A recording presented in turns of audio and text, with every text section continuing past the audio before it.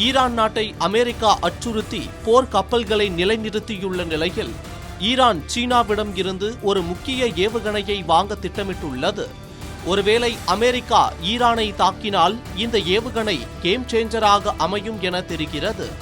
ஈரானில் நடந்து வரும் உள்நாட்டு போராட்டத்தை காரணமாக வைத்து உள்ளே நுழைந்த அமெரிக்க அதிபர் ட்ரம்ப் ஈரான் அணு ஆயுதம் தயாரிப்பதை நிறுத்த வேண்டும் என்றும் இல்லையெனில் மிக மோசமான விளைவுகளை சந்திக்க நேரிடும் என்று அந்நாட்டை அச்சுறுத்தி வருகிறார்.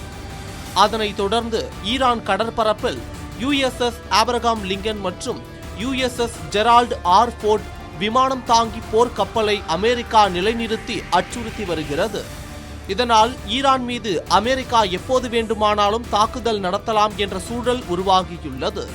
அமெரிக்க அதிபர் ட்ரம்ப் ஈரானின் அணுசக்தி மற்றும் ஏவுகணை திட்டங்கள் குறித்து ஒரு ஒப்பந்தத்தை எட்ட பிப்ரவரி 19 முதல் 10 நாட்கள் காலக்கெடு விதித்துள்ளார்.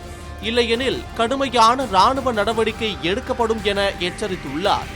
இந்த நிலையில் ஈரான் சீனாவிடம் இருந்து மேம்பட்ட CM-302 சூப்பர்சோனிக் கப்பல் எதிர்ப்பு ஏவுகணைகளை அதாவது ஆன்டிஷிப் குரூஸ் மிசைல்ஸ் வாங்குவதற்கான ஒப்பந்தத்தை நெருங்கியுள்ளதாக தகவல் வெளியாகியுள்ளது.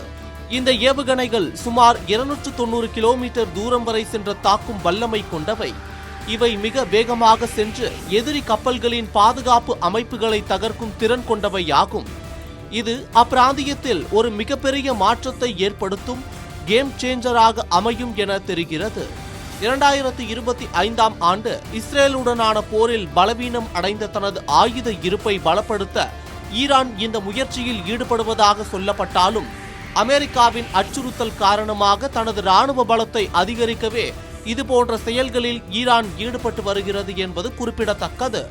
சீனா தனது எரிசக்தி தேவையில் சுமார் 90% ஈரானிய கச்சா எண்ணெயை சார்ந்துள்ளதால் அதற்கு பதிலாக ராணுவ தொழில்நுட்ப உதவிகளை வழங்கி வருவதாக தகவல் கூறுகிறது. அமெரிக்கா மற்றும் ஈரான் விவகாரம் நாளுக்கு நாள் தீவிரமடைந்து வரும் நிலையில் ஈரானை சுற்றி போர் பதற்றங்கள் அதிகரித்து வருகிறது. இந்திய வெளியுறவுத்துறை அமைச்சகமும் ஈரானில் இருக்கும் இந்தியர்கள் உடனே நாடு திரும்ப அறிவுறுத்தியுள்ளது குறிப்பிடத்தக்கது.